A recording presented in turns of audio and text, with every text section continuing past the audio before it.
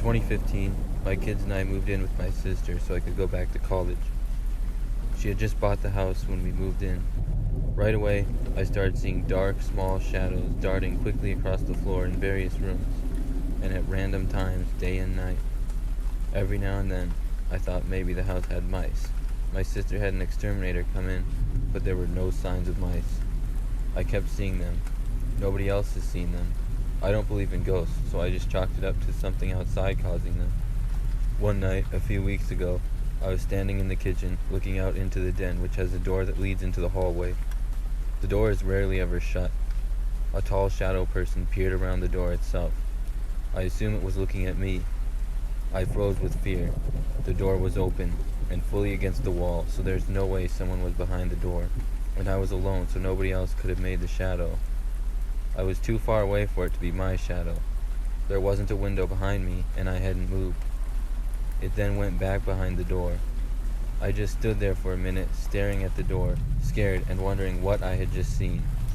Finally, I got the courage to go and check behind the door. Of course, there was nobody there. I hadn't heard any unusual noises, but I checked around the house to make sure all the doors and windows were locked.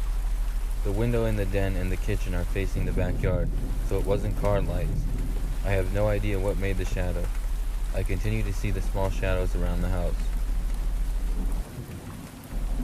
My mom's friend had a small house and lived alone. She noticed weird things. A batch of soup depleting faster than usual. Missing eggs. Damp towels in the hamper when she hadn't used any. Extra dishes in the dishwasher, etc. This went on for months. She thought she was just being forgetful. One day, she heard some thumping around in her attic and went to investigate. She found some makeshift living quarters. Small radio, hot plate, sleeping bag, pillow, food wrappers, etc. She called the cops, who came to keep an eye on the place. They ended up catching a homeless man climbing a tree trying to sneak into her attic window.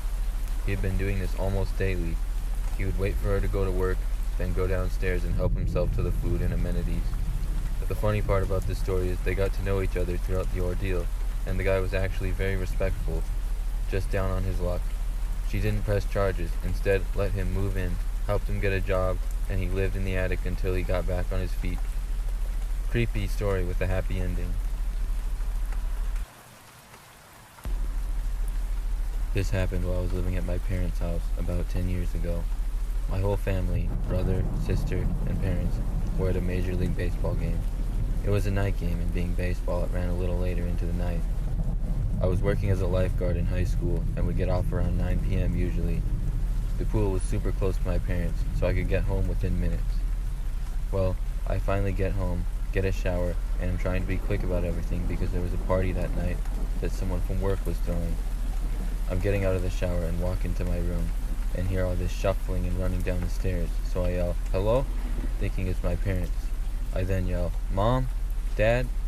again to no avail, and hear the running of footsteps downstairs. The next thing I know, I hear our garage door opening. You could just manually lift the door because our garage door opener was broken. Anyways, that kind of freaked me out. Literally no one was home except for me. I ran across the street and got my neighbor and her son, and walked through my house with a samurai sword. I was afraid of whatever was in there. The neighbor ended up calling the police. When we did another walkthrough, I found that my dad had about $200 to $300 cash stolen. My mom's diamond rings and earrings were all stolen, and there was a set of earrings lying in the bedroom floor with the jewelry box lid askew. What happened was my parents' house was in the process of getting robbed when I came home.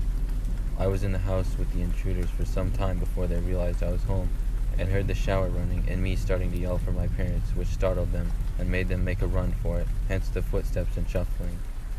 The cops said it was the third break-in in our area within the past week, and have been on the lookout for suspicious people without tipping off the public. Probably one of the scariest things that's happened to me, though. The moment I realized my parents weren't home and someone else was in the house was a terrible feeling.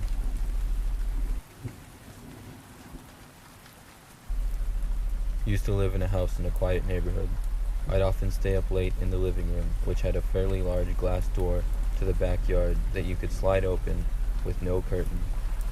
Sometimes I'd hear noises in the backyard, but it would usually be my cats. Sometimes the motion-sensing porch light would turn on, but again, I figured it was some nighttime critter. One day, after a night of snow, I noticed a fresh set of shoe prints that stopped dead right in front of the glass door. Someone had obviously been there at some point in the night. Another time, I noticed the glass door's lock was slightly tampered with.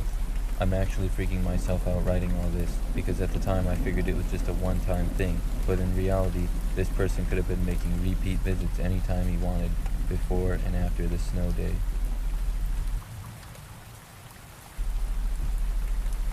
Many years ago when I was in high school, I was staying up late, playing video games.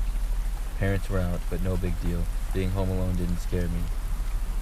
So I'm playing the game, and at around 3 a.m., my parents finally arrived. This in itself wasn't unusual, but based on their demeanor, something had happened.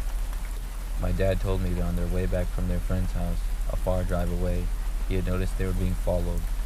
My mom had no idea, but my dad, being the driver, was aware of this car that had followed them from about halfway back. Our house was in the suburbs, and thus getting to our house involved a few turns and whatnot.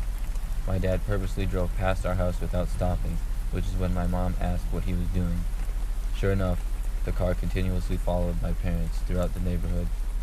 My dad ended up driving to the police station, which is when the car turned away and stopped following them. It's scary to think what could have happened if my dad had not had the presence of mind to be aware of his surroundings as a driver and act on intuition.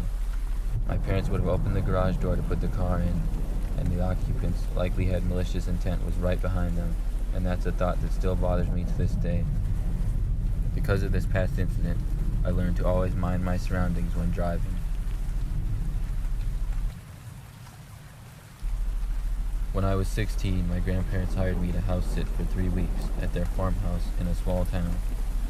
It was the second to last night of my stay, and all had gone well for a 16-year-old completely alone in a big empty house for 3 weeks. It was about 1 a.m. and it started to thunderstorm outside, so I decided to turn everything off and go to bed.